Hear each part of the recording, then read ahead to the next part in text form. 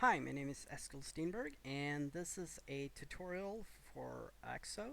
This is release number 44, and I want to make this video so that you can try out the game and give me feedback, because right now I'm in sort of a testing mode where I'm trying to figure out the gameplay, and I want you to give me as much feedback as possible before I do anything not related to gameplay. So here I built a very simple level in order to demonstrate the different unit types. And normally you would not be able to see both sides, but this is a demo, so I play against myself, so I can control both sides, the blue side and the red side. And I have all these evacs here that I've just lined up, so I have something to demonstrate on. And I'm going to bring out the first unit type. So this is the chassis, which is your kind of very standard first unit that you'll learn how to control. So you can select it using the left mouse button and move it using the right mouse button. And you can draw a square around it to select it as well. You can select multiple units, obviously. This game is really about light and dark, and you want to mainly stay in the dark. And if you are in the dark, you're invisible to the other units unless you actually fire or make yourself known somehow. But if you're in the dark, you are invisible. There is a circle around this unit, which might be hard to see. You can see it better on these units, which is the awareness unit, awareness circle. So that basically means that if any unit walks inside of it, you will see them even if they're in the dark. Basically, you're stumbling onto them in the dark. Now, obviously, here we have a big lit area. We have a light source here. So if you walk into this, you'll become visible to the enemy. So I'm going to take one of these enemies and walk him into the light. And as soon as you walk into the light, he'll start firing automatically and kill this unit. And if I take another one and I just dip into the light just momentarily and go back out, he will fire at that unit and then just keep firing at the last known address. Since it's now in dark, he doesn't aim very well, so you can see they're kind of scattered, the bullets. And he will keep doing this forever until you move him or just make him stop, basically. If you think you know where the enemy is, you can actually press the Q button with it selected. So I can basically say, I think someone's over here. I press Q, and now I'm just firing in that direction. So if this guy could guess correctly, he would guess here instead and actually hit this guy and kill him. So there you go. So every unit in EXO has a special ability, and all the special abilities are always on the middle mouse button or the E key. So this guy has the ability to throw a flare. And obviously flares are really useful to light up an area. So you can just click here and press the middle mouse button, and now you can see, now I'm lighting this up for a little while. It'll take a few seconds and it'll disappear. So obviously it's really useful for checking if an area has enemies in it, and since you will automatically be firing at any units in light, you have a huge advantage on these units if you can just find them and throw some light on them. So next, I'm going to bring out my second combat unit, which is the Yager. So the Yager also has a gun, but it's a very, very different gun, and it requires a lot of different playing. So this range is really, really good. So I can actually put him all the way over here. I can bring out my little drone here and target practice. And you can see he's now throwing a beam and then he fires. And it takes him a couple of seconds to do the firing and then he fires again. But each shot does way more damage. So if I go in here and then quickly move out, I can actually move him out of the way. And this guy at least won't get hit, but his friends weren't so lucky apparently. So you can see how the tracking for this gun only works if you're in the light. So it's really important to micro against this. However, this guy can actually counter micro. So if I move this guy in here and then move him out and this guy starts moving, you can see he can actually move his beam while he's firing. So he can just do that and then, whoops, I missed. There we go, and I can just move him out of there and then boom, hit him. So if I can just guess where I am, I can do some really fancy aiming with this guy. It's really cool actually if you have multiple of these fighting each other's, because you get in sort of jousting matches where you're trying to stay out of the enemy's beam and get the enemy into your own beam. And obviously you can use the cube key if you want to guess where you want to aim, so you can really quickly just fire in any direction you want. So next, oh, of course this one has a special feature.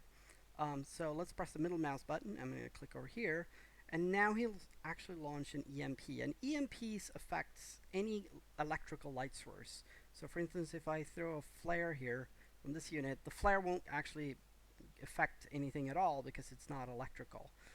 So the EMP has a bunch of different uses, and we'll go through some of them, but it's a good counter for some things. So next we're going to bring out this guy, which is the Fender. So the Fender, if you look really close at him, has a shield here. And in order to show this shield, I'm going to walk out into the light, which might be a bad thing normally. I'm going to bring out this guy. So to be a little bit fair, I gave the red team a single chassis unit. So now he can start firing at this guy. But as you can see, the shield is actually making all bullets bounce. And not only that, the enemy, the blue guys, can fire over the shield. So all units in this game have friendly fire except for this guy. So that means that this guy's really good to have in front of your sort of combat units to protect them. So this is clearly not going the way we wanted for the red team, so I'm going to go and give up. So every unit that takes damage, if they stand still for a little bit, they'll actually regain their health. So we can stop here. And now if we just wait a little while, it will actually sort of recharge his shield. There the recharge starts and it goes up. So there we go. He'll be fine in a second. Okay, so this means that this unit, while it's not able to shoot, it's actually really good for enabling other units to fire. And it does actually have an attack. So if I bring this guy out and you run into him, you can just run straight into him and do that, and now you're basically melee him. So this guy has an insta-kill melee. He's a little bit slower than the other one, so you can run away from him. And not only that, he's actually sensitive to EMP. So if this guy were to EMP his friend, here we go, you can see he starts blinking, and now if I select him, I can change direction, but I can't actually move, so you can lock him in place. And that's a good thing if you want to surround him, because from behind he's really, really weak. So that's something you have to look out for. Another thing about these guys is that they tend to be really good for pushing forwards, but going backwards is really hard because you have to turn your back to the enemy. So they're really bad at retreating, which can be sort of problematic sometimes. So let's show the special ability of this one. So I'll press the middle mouse button over here. And now he sends out these laser beams showing this area. And he's getting ready to fire on this area. And you can see it takes a really long time for him to warm up. But once he does, he gets the missile out and boom! We have a nice explosion here. That would have killed anyone within that circle. Obviously, it's really easy to move out of the way. It's really easy to micro against it. But it can be still very useful because what this unit allows you to do is basically deny the enemy an area. So the enemy won't be able to walk into that area or may have to leave that area. So it's really good if you have someone who is really locked down and you need to remove them from that spot. Okay, so the final suit unit is this one. So this is the Invoker. And the Invoker doesn't have an attack, but he has a field. So right now, he has a chrono field. What the chrono field means is that everything within the circle is moving faster. So I'm not sure you can notice, but these guys are actually moving faster. And if we start firing, like I just want to fire in this direction. Sorry, there we go. You can see the bullets are traveling faster. It has a higher rate of fire. If I bring out a second chassis over here and fire, you can see the bullets are much sparser because they're not in a chrono field when they're being fired. So while this unit may not fight, it will actually make all the other units within it much stronger. And that's also really good because it saves a lot of micro. Once they're in here, you can micro them a lot individually, and they're individually more powerful instead of having to micro multiple units. Next, I want to show some other features. So how do you change this field? Well, most of the controls here are controlled around the WASD keys. So I select this unit and I press one of the WASD keys that you might be familiar with from first-person shooter basically. And each direction means a different thing. And we're going to show all the things you can do with the WASD keys. So I'm going to press a D here, and that turns this into a teleport field. So now, if I have a unit within this field and I move somewhere else in the field, it will basically just teleport. So I'm going to teleport this one, teleport that one. And I can't teleport all the time because it has a cooldown. So you see, if I just keep clicking, it will teleport every now and then. So this is obviously a really, really good way of microing because your units can basically blink within this field.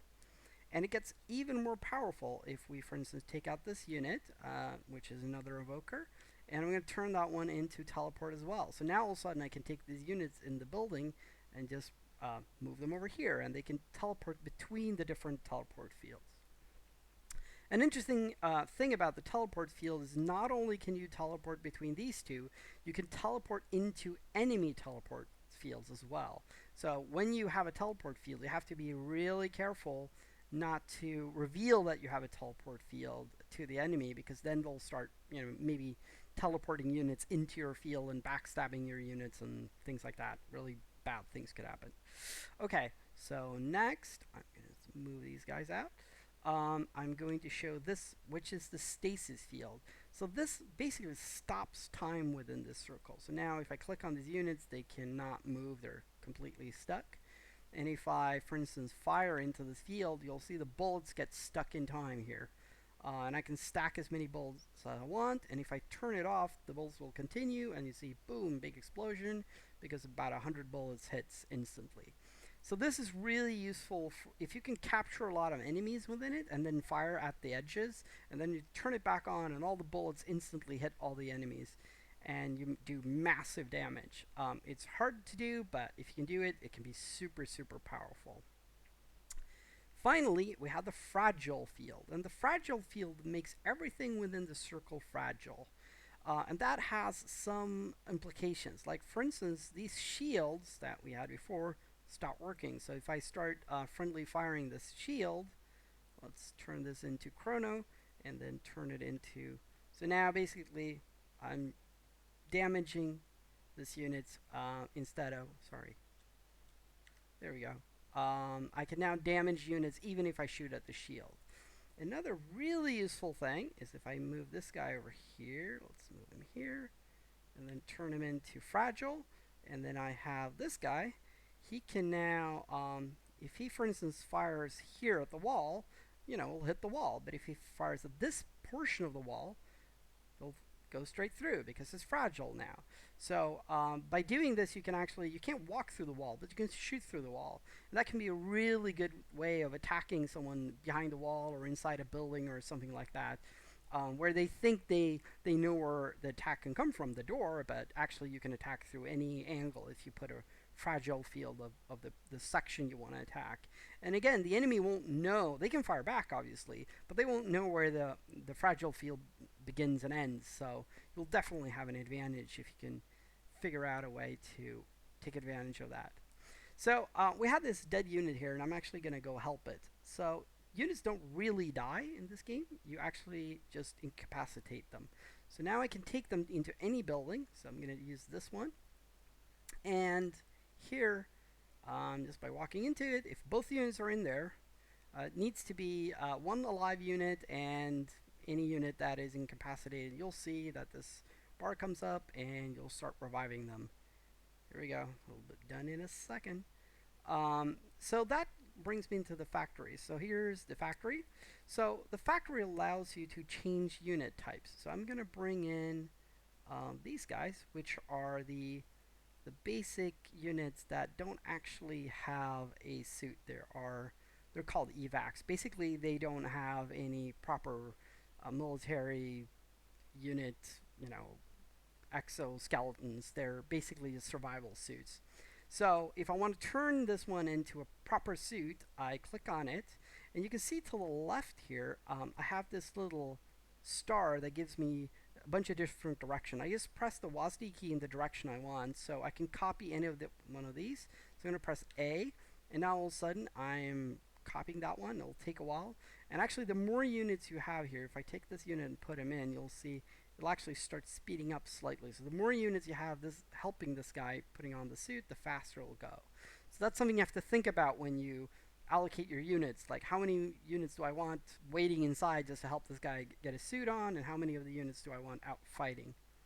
So there we go. You can also do the same thing with, once you have them here, you can change suit by, basically clicking on a unit and then, say, oh, I want you to turn into a jogger, so press W, and now he's going to turn into a jogger. It's going to take a while.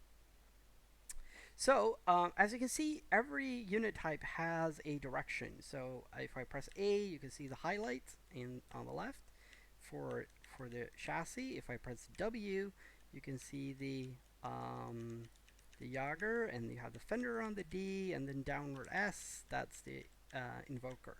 So what's that good for? Well, actually, you can use that to filter different unit types. So for instance, if I select this fender, but then I want to throw a flare, for instance. So then I have to select this unit, this chassis, and click wherever I want. But what I can do instead is just press A, and A will automatically switch me into chassis mode. So if I right click right now, for instance, I will automatically move the closest chassis wherever it is. So if I click over here, that chassis is closer.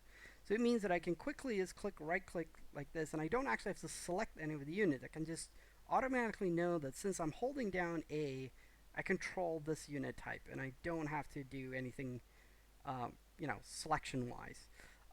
So the same goes for spells. So now if I press the middle mouse button here, the closest one will throw, and I can click over here, and the closest one will throw.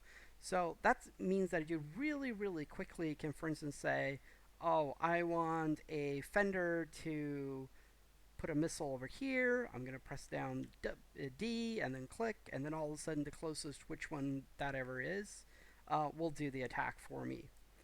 So you can get really good and do a lot of micro and be really, really fast in how you cast your spells and how you attack the enemy and react really, really quickly. So that is the basics, and these are basically the units. There are vehicles as well, but in order to show you that, I'm going to have to switch map. So here we have some vehicles. So vehicles are different from the suit units because the suit units, they can be repaired, whereas the vehicles cannot. The vehicles cannot operate by themselves. They actually need a suit to drive them. So I'm going to take a suit and put them in this tank. So now I can control this tank. So all vehicles are really powerful, but they're also really vulnerable. And you need to protect your vehicles really well. So for this tank to fire, I just click the middle mouse button, and you can see the turret's rotating. The turret's really slow, but on the other hand, once it actually reaches its right angle, you'll see that it's super powerful. And I can actually fire a lot in this direction now because it doesn't have to turn the turret very much. So in one direction, it's incredibly dangerous, but coming from behind, it will take a long time for it to turn that turret. And here we come to the real weakness of all vehicles, which is that any unit that just walks up to it can take it over and kill the driver.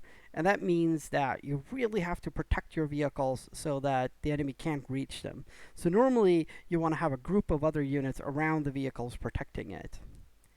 So let's have a look at the next vehicle, and that is the rostom. So the rostom is kind of a platform that the unit can stand on, and they're completely protected when they're on this platform, and they can fire from it. So depending on which units you put on it, that's the kind of firepower you get. So I'm going to click on this, and now I can move it around. So you can see it has a big light source here on it. So it shines this light, and you can use that to find your enemies, and the units on top will start firing, and it'll be a massacre, pretty much. So in order to turn this light source, you click with the middle mouse button, and you decide which direction you want the rostom to be facing. Now that doesn't have to be the same direction you're moving. You can move in any direction independently of the direction you're facing. So next, let's have a look at the aura. So the aura is not an offensive unit. Here we go. But it has an awareness circle. So all the suits have little awareness circles. There are the circles here that gives you basically their awareness of their surrounding. And anything that walks into that becomes visible to them. And they're usually really, really small. But this vehicle has a really large one. So if I take this over, here we go, and drive it down here, pretty soon all these units are going to be in the awareness circle, and all of a sudden we can start firing at them. So while this is not an offensive thing that will kill your enemy, it will reveal them, and that will be really powerful because you can basically see them and they can't see you until they find and destroy your aura. So I'm actually going to drive this guy away because if he keeps staying here, I'm going to kill all the enemy units, which I don't want because I want to keep doing this demo. So next, the final vehicle is over here, and that is a dropship. It's called the Aerogel, and it works slightly different from the other one. So instead of going into it, all you have to do is be underneath it, and then when you select it and you say go somewhere, sorry, there we go. It starts spinning up its rotors, and once it lifts off, it will grab all the units underneath, up to 4 units, and go wherever you point. So you can click anywhere. I can go over here, and it will actually do turns. It can fly over buildings, it can fly over rocks, it can fly over anything, gaps or whatever. But once it lands, you can see it creates this light around it, and that means that it's really scary during landing because you're incredibly visible, and you have to make sure that your units can actually get out and fight, and you really don't want to land in the middle of a minefield or where there's lots of enemies. So finally, let's talk about making vehicles. So you want to go into a building that has this hexagonal icon over it. That's a vehicle building. And what you need is at least 2 units that are next to each other in the tech tree that you can see to the left. So now, since I have the invoker, which is downward, which is the letter S on your keyboard, and the fender, which is the letter D, together they can build the aura. So let's actually do that by pressing S and D at the same time, and all of a sudden they start building. So here's the progress. And pretty soon you'll have a new unit. And the WASD keys work for all the different vehicles as well. You just have to press 2 keys at the same time in order to do sort of the diagonal. So I can, for instance, press W and D, and now I control the tank, for instance. So that's just like any other unit, and it gives you the ability to do some really quick and powerful micromanagement. So that's really my showcase of the units, and everything is up for grabs, and anything can change. I'm still figuring this out, but I'm really looking for some high caliber players that can really try to exploit the system, try it out, and give me a lot of very detailed feedback on units and matchups and things that might be broken. So thank you very much for watching. Bye bye.